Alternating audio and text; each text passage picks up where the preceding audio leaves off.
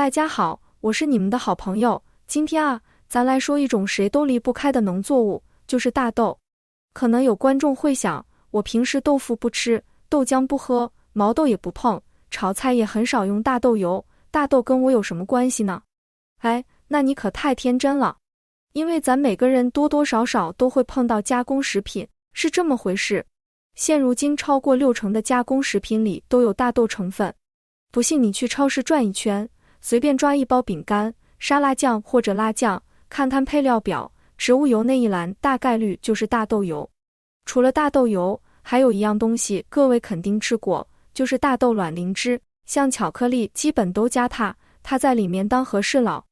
可可和牛奶本来合不到一块，有了它就变得顺滑无比。奶粉、速溶咖啡、蛋糕、面包、糖果、饮料，好多东西都靠它改善口感。你不可能没吃到过。当然还有酱油，各位肯定都吃过是吧？它简直就是大豆的黑化版本。关于酱油和豆腐的来历，还有不少有趣故事，咱待会细聊。另外，大豆现在争议也不少，转基因、生态环境、国际贸易，这些都值得了解。所以今天这期咱就好好聊聊大豆的传奇故事。大豆在生物学上属于真双子叶植物，豆目豆科。它还有个别名叫黄豆。咱们熟悉的绿豆、红豆、豌豆、蚕豆虽然也算豆科，但跟大豆亲缘关系稍微远一些。目前已知的大豆属有28个物种，大部分分布在澳洲，可惜那些野生品种都没被驯化成农作物。东亚还有2种野生大豆，叫阔叶大豆和澎湖大豆。它们出名不是因为豆子，而是根部。台湾有一种传统药材叫一条根，用的就是这2种大豆的根，据说对风湿和关节疼痛有帮助，所以专门有人种来制药。真正驯化成农作物的大豆，它的野生祖先叫野大豆。野大豆种皮多是黑色或褐色，豆粒小，产量低，最麻烦的是豆荚容易自爆，还爱爬藤，种起来很费劲。好在后来驯化过程中，这些毛病都慢慢解决了。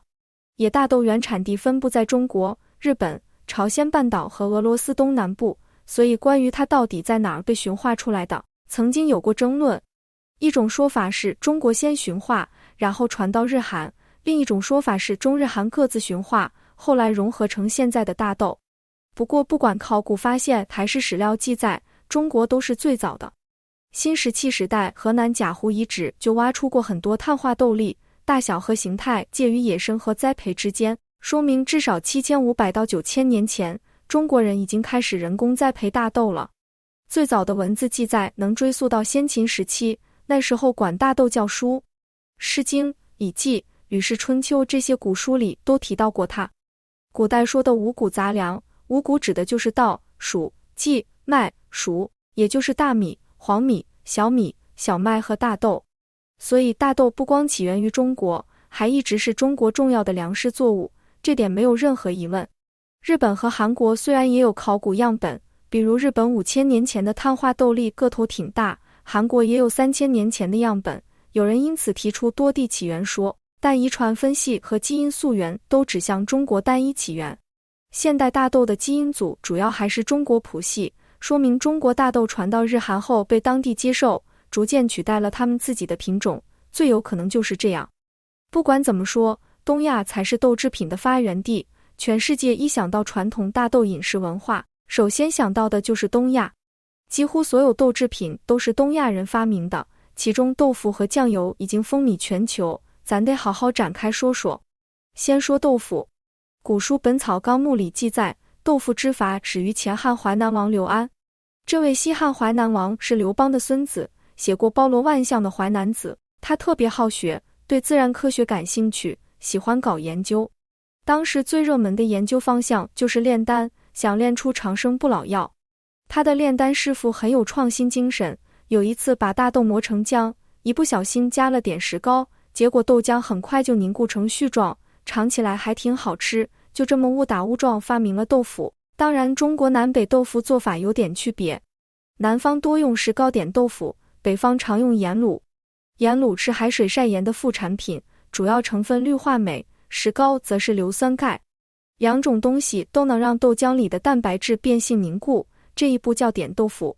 点完之后变成豆花，加点调料就能吃，也叫豆腐脑，吃起来像果冻或布丁，软嫩易碎，因为含水量高。要做成豆腐块，就得把豆花装进铺好纱布的方模子里，用纱布包严，再用板子压出水分。压力的轻重和时间长短决定豆腐是软还是硬。老家山东淄博那边很多人用酸浆点豆腐，酸浆就是点豆腐剩下的浆水发酵后得到的，不用额外加凝固剂，豆香更浓郁，个人觉得比盐卤和石膏做的好吃多了。还有一种现代工艺叫内酯豆腐，用葡萄糖酸内酯当凝固剂，几乎不用挤压，含水量特别高，细嫩到要装盒子卖。虽然很多人喜欢这种口感，但总觉得水分多了点。再说酱油，它的起源比豆腐还早，周朝时候，大约3000多年前就有做酱的工艺了。不过最早不是液体酱油，而是像肉酱一样的东西，用鲜肉剁碎腌制发酵，只有皇帝吃得起，因为鲜肉太金贵了。到了汉朝，老百姓发现大豆也能做酱，还能加水做成液体清酱，味道跟肉酱差不多。咱们现在知道，酱油的鲜味本质上是蛋白质发酵后分解成的氨基酸和其他风味物质。大豆蛋白含量比肉还高，成本低，又不用浪费肉，自然成了天选原料。后来就慢慢用大豆酿造酱油了。酿造酱油最关键的一步是发酵，用去霉菌，跟酿酒的酒曲是同一类真菌。传统工艺靠自然气候，发酵得半年甚至1年以上，时间越长风味物质越多，所以好酱油常强调晒足180天。看酱油标签，先看有没有高盐稀态这个词，高盐稀态发酵时间长，品质好，低盐固态一般1个月以内，品质差很多。现在基本淘汰了。还可以看氨基酸肽氮含量，特级酱油一般100毫升 0.8 克以上，不过有些酱油会加味精，也会提高这个数值，所以不是绝对标准。大豆的英文 soybean 有说法来自酱油，因为酱油传到日本后日语读音类似，后来英文简化成 soy， 意思就是造酱油的豆子。从这点也能看出，在西方人眼里，东亚才是大豆饮食文化的代表。不过现在情况特别有意思，亚洲在大豆总产量里的占比连1/10都不到，基本都是美洲在种。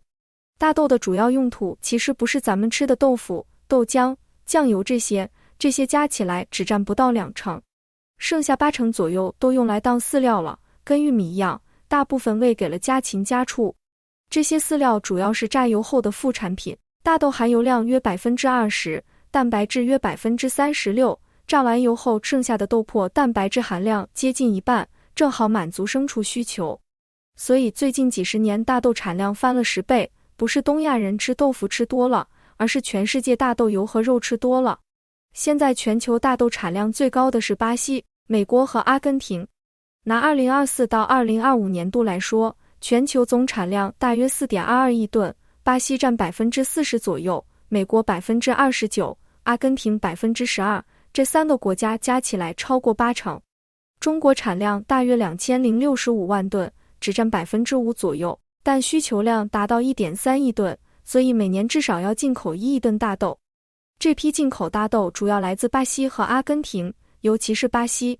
这几年巴西大豆增长飞快，已经稳稳坐上世界第1生产和出口国的位置，今后大概率也是中国首选。有观众可能会有疑问，中国需求这么大，为什么不自己多种点呢？其实这里面因素挺多。大豆有个绕不开的话题，就是转基因。全世界大豆里转基因品种占9成以上，尤其是巴西和美国，基本全是转基因，因为这些品种抗病、抗除草剂、耐旱，产量也高，适合大规模出口。中国消费市场分成食用大豆和油用大豆2类。食用大豆用来做豆腐、豆浆、酱油这些，国产非转基因大豆已经完全够用，最近3年年产都超过2000万吨，需求大约1500万吨，还有富余。中国缺的主要是油用大豆，因为进口转基因豆含油量更高，加工企业更喜欢用。另外，中大豆占用耕地多，中国在自动化和管理上跟美国、巴西还有差距，亩产相对低些。如果把那1亿吨进口大豆全自己种，可能需要大约 7.7 亿亩耕地，相当于全国4成以上的耕地都用来种大豆。这肯定不现实。相比之下，进口大豆，把耕地留给其他粮食作物更划算一些。种大豆也有代价，从巴西就能看出来。巴西中部有片巨大的热带草原叫色拉多，占国土面积1/5，仅次于亚马逊雨林，动植物多样性丰富。以前人们觉得那里不适合种庄稼，90年代农业科学家找到改良土壤的办法，还培育出适合热带的品种，才把草原开垦成农田。巴西大豆就是从这儿起步的。后来种豆热潮又波及亚马逊地区，据统计，亚马逊被砍伐的雨林至少20%跟种大豆有关，所以巴西大豆种植业用环境换来了经济效益，代价不小。当然，发展中国家要生存，要发展，有时候也是无奈的选择。最后，咱还是得说说大豆本身的营养价值，这才是它的强项。大豆蛋白质含量36%，比肉类还高，对素食者来说是补充蛋白质的好选择。很多植物肉基本都用大豆做，而且大豆蛋白是完全蛋白质，含有9种人体不能自己合成的必需氨基酸，质量很高。大豆脂肪也比肉类健康，里面大约85%是不饱和脂肪酸，其中1半以上是亚油酸，对心血管有益，比猪牛羊肉的饱和脂肪酸好多了。另外，大豆的维生素和矿物质含量特别丰富，尤其是 B 族维生素里的 B1、B2、B6、B9，还有维生素 P， 几乎所有矿物质都含量很高。大家看营养成分表就能一目了然。所以从营养角度看，大豆80%都用来喂家畜，总觉得有点浪费。以后多吃点豆制品，少吃点肉，可能才是更合理的选择。当然，大豆过敏的朋友要避开。好了，那么大豆的话题呀，先说到这。如果大家觉得这个频道还不错的话，别忘了点一下赞，点一下订阅啊，别下次找不着了。